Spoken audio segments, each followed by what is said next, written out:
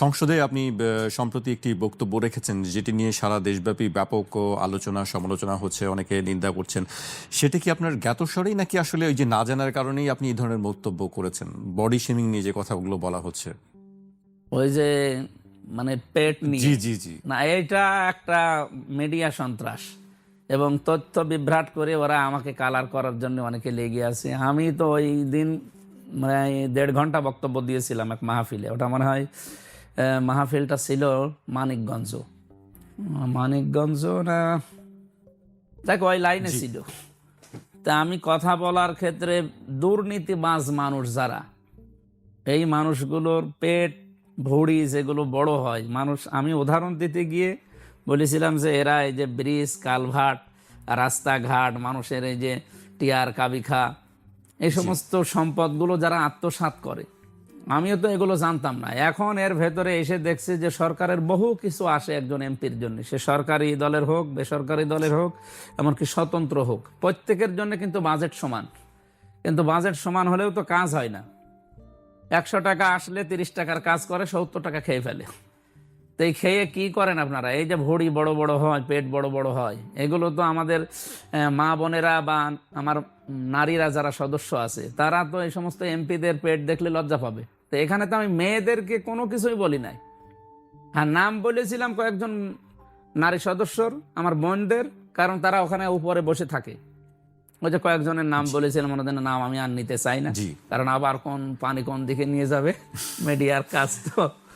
সেই হিসাবে আমি দুর্নীতিবাজ নেতাদের একটা মানে এই যে ভুঁড়ি বা পেট যাই বলেন এটা তুলে ধরেছিলাম। ওইটাকে ওনারা মেয়েদের কাছে লাগিয়ে আমারে মেয়েদের কাছে কালার, পরবর্তীতে তারা বুঝেছে যে না, এটা আমাদের তো কিছুই বলেনি। আপনি 1.5 ঘন্টা বক্তব্য শুনে দেখেন, ওই জায়গায় যার নাম বলা হয়েছে ওইটা কাটছাট করে তারে লাগিয়ে দিয়েছে যে তাদের পেটের কথা বা ভুঁড়ির কথা। আপনার বক্তব্যের জন্য মানে ওত পেতে থাকে আর কি, কখন আপনি কোন জিনিসগুলো বলেন সেই বিষয়গুলো মিডিয়ার খোরাক হয়ে যায়। সেরকমই আরো বেশ কয়েকটি বক্তব্য আমি মনে হয় আমরা সবাই শুনেছি, যেটি আপনি যারা অভিনেত্রী আছেন নায়িকাদের নিয়ে অনেকবার কথা হয়েছে। সেটি হচ্ছে আপনি একটা বিষয় নিয়ে কথা বলছেন, সেটি কাট করে দেখা যাচ্ছে লাগিয়েছে। পরিমণির বিষয়ে আপনি একাধিকবার কথা বলেছেন, রাশ্মিকা মান্দানাকে নিয়েও আপনি কথা বলেছেন। সেই বিষয়গুলি আসলে কি একটু খোলাসা করবেন কেন আপনি? না, এই জায়গাতে আমার ওই দিন সিলেট মৌলভীবাজারে একটা আলোচনা ছিল, মৌলভীবাজার কমলগঞ্জ থানায়, দিনের বেলায় ওটা। তো সেখানে মেয়েদের উপস্থিতি অনেক বেশি। আমারে কমিটির লোকজন বলল যে মেয়েদের উপরে কথা বলবেন, মেয়েদের দায়িত্ব কর্তব্য। তো আমি হযরত হাওয়া আলাইহিস সালামের উদাহরণ দিয়ে শুরু করেছিলাম যে পৃথিবীতে 4 জন মহিলাকে আল্লাহ সবচাইতে সুন্দরী করে বানিয়েছে, তার ভেতর হাওয়া আলাইহিস সালাম একজন, আমাদের আদি মাতা। তো ওনার যে সৌন্দর্য, এরপরে জুলাইখার নাম আছে, এগুলো সব হাদিস থেকে নেওয়া। এরপরে হযরত ইব্রাহিম আলাইহিস সালামের প্রথম স্ত্রী হযরত সাহারা বা সারা রাদিয়াল্লাহু তাআলা আনহু, 4 নম্বর সম্ভবত ফাতেমা, এরপরে ফাতেমা। এর ভেতরে আমি বলেছিলাম এখন যারা বিশ্ব সুন্দরী হয়, যারা নায়িকা, এদের কথাগুলো আমি কিন্তু এই যুগান্তরেই পড়েছিলাম। আপনাদের এই যুগান্তরে বা আরো বিভিন্ন পত্রিকা তখন জেলখানায় যেত, বিশেষ করে সমকাল, যুগান্তর, ডেইলি স্টার, এইগুলো যায় ভেতরে। এমনি আপনার সঙ্গে তো দেখা হয়েছে নিশ্চয়ই, আপনি অনেকবার বলেছেন যে পরিমণির সঙ্গে আপনি। না, ওই যে কোর্টে দেখা হতো, কোর্টে আমার তো সামনাসামনি, উনি সামনের ওই যে এই সে কি গারদে থাকতো, আমরা ওই সামনের ওই গারদে থাকতাম, দেখা হয়তো, কথা বলি না, এমনিতে দেখা হয়েছে। তাই আমরা ওই যুগান্তরের ওই যে পত্রিকার যে রিপোর্টগুলো আসে ওখানে একদিন পড়তে পড়তে দেখি যে বিশ্ব সুন্দরীর তালিকায় এদের নাম আছে, বা এরা চেহারার কাটিংয়ে এখন পৃথিবীতে অন্যতম। আমি উদাহরণ দিতে গেলে বললাম যে যাদের নাম আমরা এখন বলি পৃথিবীতে যে বিশ্ব সুন্দরী, এই সমস্ত নায়িকাদের নাম, এদের চাইতে 1000 গুণের সুন্দরী ছিল আমাদের আদি মাতা হযরত হাওয়া আলাইহিস সালাম।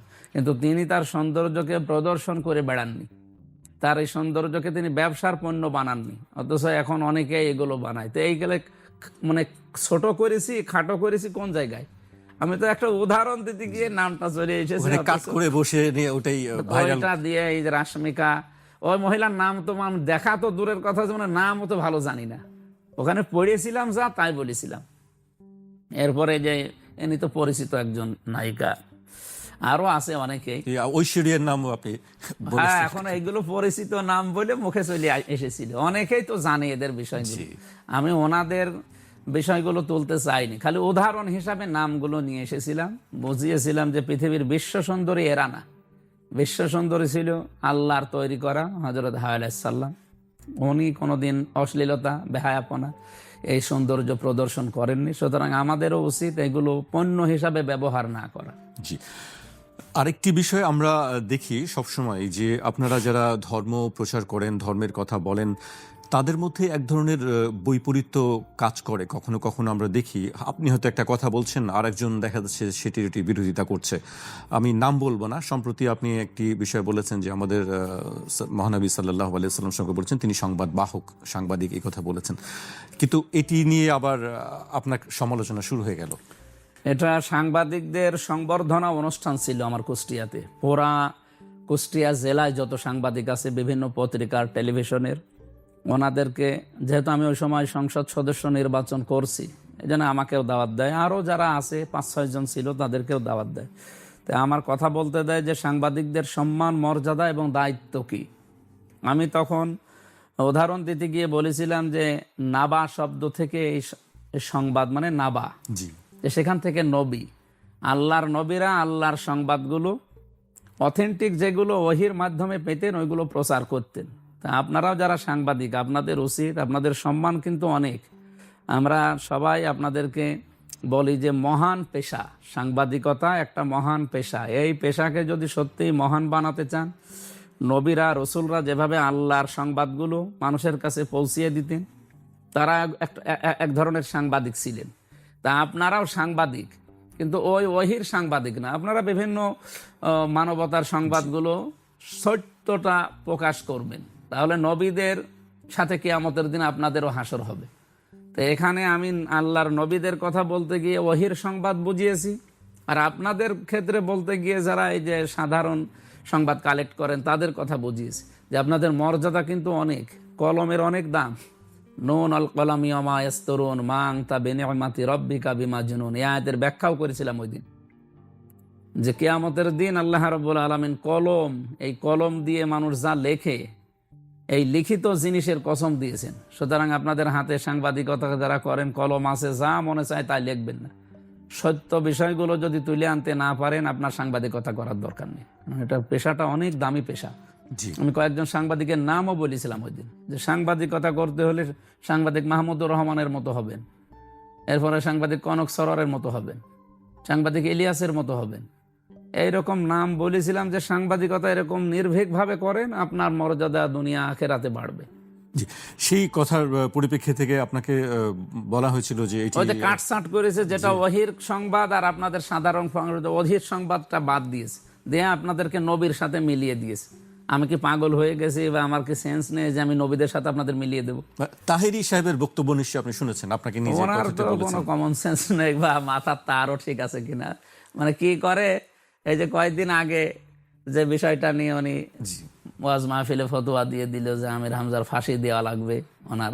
তা আমি কি বলেছিলাম ওই দিন, আর উনি কি করলো? ওই যে বললাম যে ওনাদের নাম আমি আর বলতে চাই না, সংসদ সদস্য নারীরা যারা আছে, আমার বোনেরা, ওনাদের যেহেতু বাড়ি ওই এলাকায়, ওনাদের পক্ষে নিয়ে, অথচ ওনাদের খারাপ কোনো কথাই আমি বলি নাই, বা মেয়েদেরকে নিয়ে কোনো খারাপ মন্তব্য করা তো দূরের কথা। আমার মা নেই, আমার স্ত্রী নেই, আমার বোন নেই, আমার নিজের মেয়ে আছে 3টা।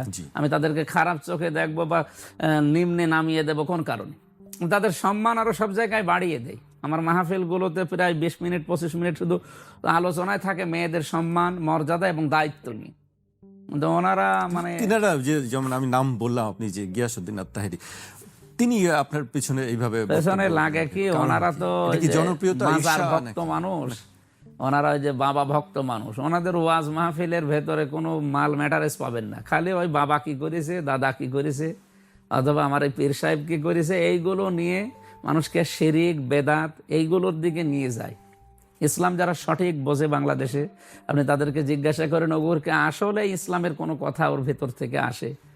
আবেগটা কাজে লাগিয়ে, নবীর প্রেমের আবেগটা কাজে লাগিয়ে মানুষকে বিভ্রান্ত করে, আর শিরিক আর বেদাতের দিকে নিয়ে যায়। মানুষ তো ভরসা করবে শুধুমাত্র আল্লাহর ওপরে, এমনকি রসুল্লাহ আমার কোনো উপকার করতে পারে না, শুধু উপকার করতে পারে, ক্ষতি করতে পারে, এটা আল্লাহ তাআলা, এটা কোরআনের কয়েক জায়গায় আল্লাহ দিয়েছেন। কিন্তু ওই মানুষগুলো শুধুমাত্র ওই যে ইয়ালি বাবা, শাহ আলী বাবা, কেল্লা বাবা, ফতে বাবা, এই জয় বাবা, সব বাবা নিয়ে মানুষদেরকে শিরিক বেদাতের ভেতরে নিয়ে এইগুলো যেতে কি চায়। বাবা, এই বিষয়গুলো কি? ওদের কাছে তখন বাধা লাগে, দেখে যে এগুলো বাধা হয়ে দাঁড়াচ্ছে, এই তখন আমার এই কাটসাট বক্তব্য নিয়ে মানুষের কাছে কালার করে। কিন্তু আমার মনে হচ্ছে দেশের মানুষ এখন বোঝে, ওনাদের কথা এখন আর মানুষ খায় না। মানুষ বুঝে ফেলেছে তো ওদের ধর্ম ব্যবসায় হাঁটা পড়ছে, কারণ ও এক পুরাটাই যারা ভণ্ডামি করে এর মানুষ এখন শিক্ষিত মানুষরা বুঝে ফেলেছে। এমনকি গ্রাম্য মানুষ এখন জানে যে ওর কোনো তাল মাতাল নেই, মানে আগা মাথা নেই। তাছাড়া ওরা কোন কারণে এই যে আমার পেছনে লাগবে, কই কোনো যারা মানে যে সমস্ত আলেমদেরকে এই দেশের মানুষ মানে আলেম মনে করে, সাইয়্যেদ কামাল উদ্দিন জাফরি হাফিজাহুল্লাহ, এরপরে এই যে শায়েখ আহমদুল্লাহ, মৌলানা মিজানুর রহমান আজহারি, এই মানুষগুলোকে কোনোদিন আমার বিপক্ষে কথা বলতে শুনেছেন? আর বলবেও না, কারণ এমন একটা জ্ঞানী মানুষ। বলে খারাপ ওই তাহেরি ভাইয়ের মতো আরো যারা আছে সব বাবা নিয়ে মানুষদেরকে বিভ্রান্ত করে, ওই মানুষগুলো এগুলো বেশি করে। ওগুলো আমরা পাত্তা দিই না বা কিছু মনেও করি না। যার যে কাজ সে করে যাক, তার জবাবদার আল্লাহর কাছে দেওয়া লাগবে।